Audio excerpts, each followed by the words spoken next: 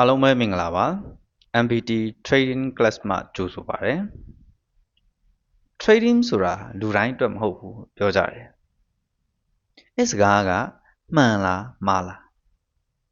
မှန်လားမှားလားဆိုတာ Trading ကိုသင်ယူနေတဲ့သင်အပေါ်မှာပဲမူတည်ပါတယ်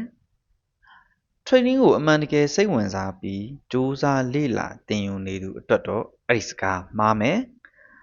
စိတ်တော့ဝင်စားတယ်မကြိုးစားဘူးမလေ့လာဘူးငွေလွယ်ရချင်တယ်အလောင်းကစားကဲ့သို့ပဲလှုပ်ချင်တယ်ဆိုရင်တော့အဲ့ဒီစကားကအဲ့ဒီလူအတွက်မှန်နေပါလိမ့်မယ်ဒါကြောင့်မို့လဲ trading ဆိုတာလူတိုင်းအတွက်မဟုတ်ဘူးလို့ပြောကြတယ်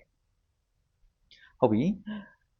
ယခု class မှာတော့ trading နည်းပညာကို beginner level ကနေပြီးတော့ professional level အထိပညာဒါနအဖြစ်သင်ပေးသွားမှာဖြစ်တယ်သင်ကြားမှုပုံစံကိုလည်းစနစ်တကျနဲ့